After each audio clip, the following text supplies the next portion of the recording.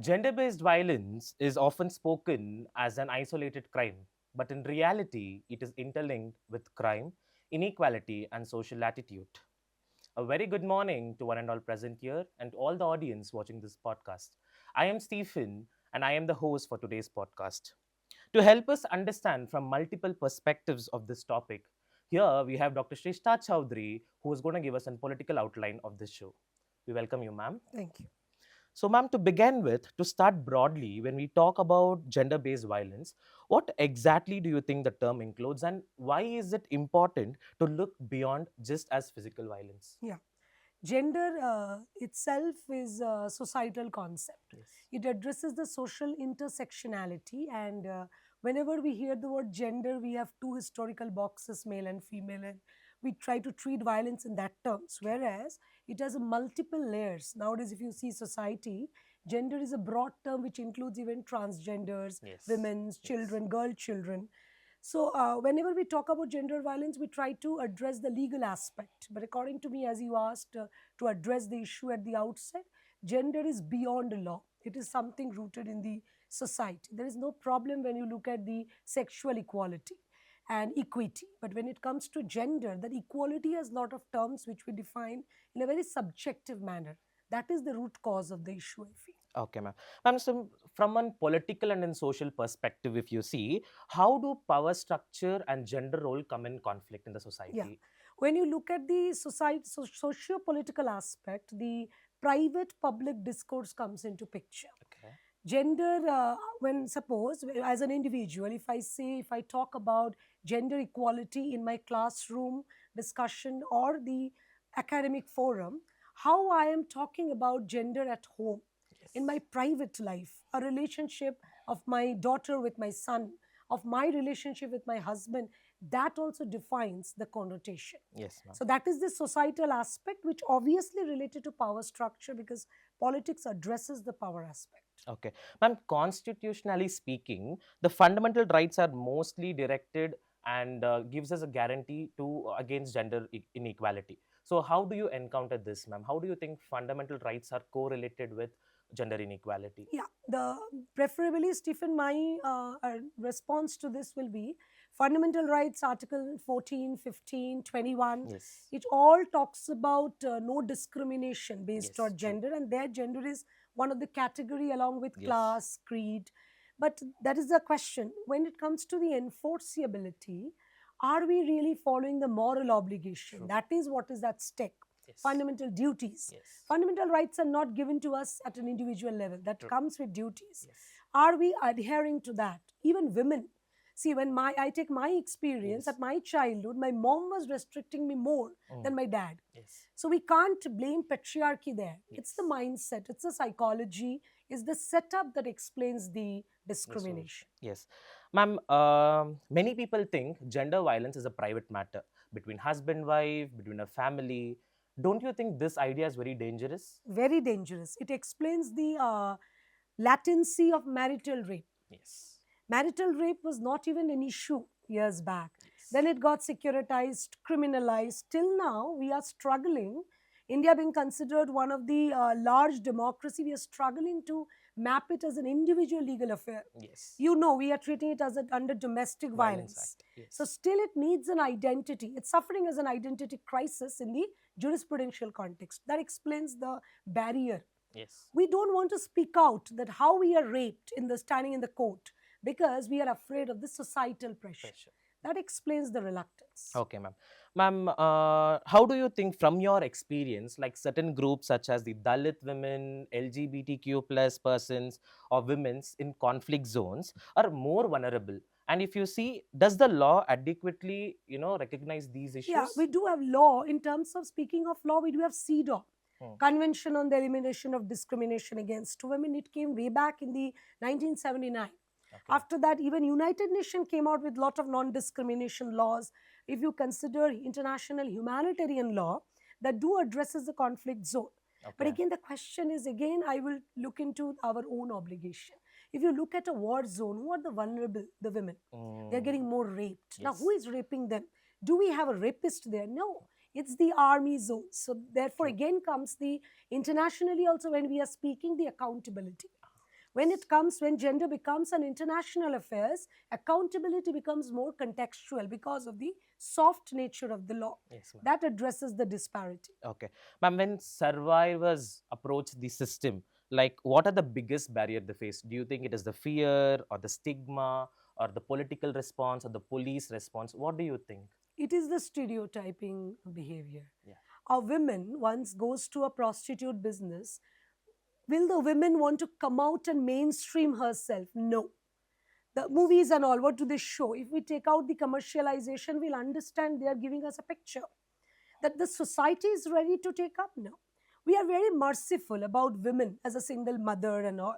But why a woman is surviving? Why we are not talking about a single father? Yeah. Where is that accountability and where is the responsibility? See, definitely a motherhood is a very blessing given by God. A child is attached to a mother. But that doesn't mean that the entire accountability is on the mother. Yes. From a childhood, a child has to be learned as a human, but we are doing a gender socialization. If I go to your birthday, will I carry a Barbie doll for you? No. No. There starts the problem. And even if Exactly. you talk about global, regional, national, first we have to rectify it at the local level, grassroots level. Automatically, it will address the disparities at different sections. Correct. I mean, and coming to your point, as you told, there are so many times I have seen there are gender inequality. I take it even on mental basis. For example, stereotypical topics that a boy shouldn't cry, Hmm. a boy shouldn't wear pink dress, or these kind of topics are there. A boy shouldn't wash vessels. So these concepts also can come under inequality, Definitely, right? it explains the conjugal happiness. A Mm. boy should not wash vessels. Yeah. It means a girl should keep on washing. And when a girl is washing vessel, you cannot expect the girl to again go out. See, True. we want a working mother now, but are we relieving the mother when they're going home? Okay. Mm. Another question is how many girls want to have a house husband? That is another True. psychological aspect. We are scared of the comments from the society. Are we Yes. ready to come out? If you go by the sociological survey, there are a lot of families where people are living in India because of the child. Yeah. They don't want to live together. But how much harm a toxic conjugal life is giving to the child? That's why Mm. you will find a lot of autistic child nowadays. Yes. Yes. Okay, lot of kind of drugs addiction. All this comes at the root level. And gender socialization is the foundation we are doing. That's what I always discuss in my class, and also that a child has to think that I am a human rather than as a man or woman. Definitely, there will be some natural barriers a woman and man has to maintain, but we should not bring it to the society. That Very is true. harming. Yes, ma'am. Ma'am, and when you see now coming to legal aid, if you see how crucial is free legal aid important for survivors? Very crucial. The institutions and colleges, they do have a legal aid centers, but they should reach out to the people Mm, who are in need of it. true. Right. See, we have reservation, SC, ST, OBC reservation. Is the reservation reaching out to the people who are in need? Not Mm, really. yeah, Because a section at the intermediary is enjoying the benefit who doesn't need it. exactly. So, what I would suggest is that we all, well, legal aid, definitely legal aid will be done by the lawyers or the legal professionals, but there also you have to work in a welfare oriented manner because it's a free legal aid, just Yeah, how you mentioned. true. You cannot expect a reward. And those kind of people, those sections, for example, if you go to Dharavi in Bombay, you cannot expect a lump sum amount in return. True. But you have to go there. In Delhi, there are red light areas. Yes, yes, Okay, so you have to go there. The kind of discrimination, and if you half of the people are not conscious of their rights, yes. consciousness is another resolution we can give to make them free. Okay, ma'am. Now coming to a very major topic which is not more discussed, and I personally feel very sad, and I'm very saddened by this that men are also more vulnerable to harassment in this case. Yes, If you yes. see, because of a very low, crass lack of ignorance of homophobic jokes. So now, for example, if I go and report on sexual harassment, people might question rather than asking what is wrong with me, they would make fun out of it. Oh, how can a boy Definitely, be harassed, that or is what is that? another. And see, you are thinking about it. That Exactly. means the social that is ingrained in your mind. So Yes. you will not go there. Yeah. Okay, when that even sometimes women also do misuse. That's why Supreme Court and High Court is coming out that when you are divorced, not necessary that you need the money from your husband. If you're working, not needed. That is so. That is what I'm telling, that we have to treat each other as human. We Very are true. not yet come out of the gender stereotyping, although we call ourselves modern. Very true. That is the main thing. Even Western countries, you will find, yes, definitely Western countries are a bit ahead of us in terms True. of True. this because they have legalized same sex marriage. There is another connotation of gender. They have legalized live in relationship among same sex, but still, we are thinking ourselves as men and women. Yeah. Women is ready to cry. A man cannot cry. A Mm. man can do cry. Sometimes crying gives you peace, but Yes. we are not allowing that. That Very is true. the social stumbling. Okay, ma'am. Ma'am, coming to there are so many cases, horrific cases we have been seeing. For example, the Nirbhaya Hmm. case, the Kolkata rape case, and there are so many cases gone unregistered and unnoticed. Yes. What do you think is the problem with the executive implementing the law, or is it the problem with the statutes prepared by the legislature? What do you think is the problem, or Mm, is it the ignorance of the people? I would say that it is the definitely when you look into the enforceability, there is no problem in the formulation True. because when we formulate, we are formulating it for the society. Until you implement, you are not understanding the results. Very true. See, when a teacher is teaching to every child. Until the result come out, we will not understand how much the child is grasping Yeah. or whether there is an issue or True. not. So at the local level, there's a problem. So more and more transparency and more accountability is expected at the local level. And like how the accountability is in the private sector, Yeah. that is lacking in the government sector. Yeah. That also explains the authoritative lacuna when Okay. it comes to Okay. Ma'am, when it comes to workplaces, we have a POSH Act and yes. we have POXO for the kids. So how do you think it is being implemented in our society, ma'am? Like, how do you think, how far are we, Yeah, we statusing are on it? implementation is the problem that we should teach everyone to say no. We don't teach that, Mm, yes. right? We always, like when I was growing up, I was instructed to maintain peace. Every time you cannot maintain peace. True. Sometimes you have to say no, you have to protest. That is how, see, this is I learned in my university because fortunately I studied in a public university, so you have to say sometimes no. Yeah. It is not creating a problem, it is creating your right. Okay. That is also given in the constitution, right? Very true. Article 21 implying that only, right Very to true. life with dignity. Yes, ma'am. How many of us know that what is our dignity and whether we are getting it or not? That Yes. is also a matter. Ma'am, now coming to cerebral inequality, or when it comes to basic sex education in our nation, ma'am, I believe we lack in it because a girl who's menstruating is considered as impure, and basic sex education lacks in children. Don't you think it is the work of the, or it is the, the pressure has to be laid on the institutions like colleges, schools to imply it on the students from a very young Um, age?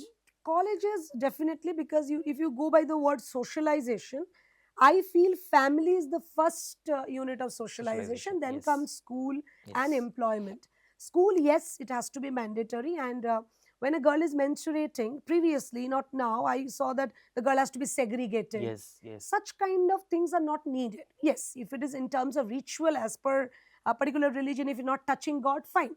You're not going to worship place, okay, but you should be socialized. Yeah. That is not a disease. Okay, Mm, like pregnancy is not a disease, true. it's a kind of condition. You should enjoy it, you should mainstream it, but we turned it into different. So societal image has to be changed. Change. I feel we are still under that kind of regimented thing. Flexibility has not been incorporated. Yes, ma'am. It's a Because natural to thing. take my personal experience, I bring sanitary pads to my mom Yeah, in that is very, reality. very natural, So that I is. believe it is necessary for all men and Yes, to all students to be understand that. taught. Yes, The exactly. movie Pad, I hope you have Yes, seen yes, that. yes, Yes, ma'am. that how important that is. A man is only the, see, all the feminists are not women.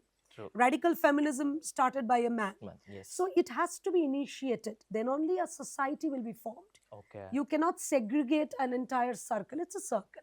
It has to be together. Yes, ma'am. So finally, what do you think, as an political professor, political science professor, what do you think has to be the change, or what do you believe is most important and need of the hour in the society to bring, equality in gender? I will give you one simple example. Whenever we are moving the benches, always we ask of Boy, boys to move. true. Okay, I'm not saying that a girl can wait. Maybe it's a very heavy, it's okay. But two, three girls can move that as well. True. That is what we are creating the discrimination. So the first thing is that we have to change our approach, perspectives, the way we see things. Okay, when we are considering that when a girl is wearing a hot pant, a girl is getting raped. Why? Mm, Okay, when a boy is wearing hot pant, the boy is not getting raped. true. That kind of, if you look at the initial tribal culture, girls do used to wear very short dresses. There was no rape cases recorded. Yeah. So first, the education has to be redefined, and more than curriculum, it has to be internalized. The problem is in the mainstreaming, the Okay. approach. Okay. So, if you see, gender based violence is not just a social problem, or it is not just based on law, it is a constitutional concern that strides equality and fraternity, dignity of a person. It was pleasure talking to you, Dr. Shrestha, and Thank we got you. a lot of new insights. I believe this podcast would create a great impact, even for one person. It might serve the purpose of this communication, I Yeah, believe. with one only, the entire chain will be Change. Mother flawless. Teresa beautifully tells you need a change in the society. First, you be the change. Exactly. So, thank you, Dr. Shrestha. Pleasure having you on our podcast. Thank you, Thank you Stephen. so much.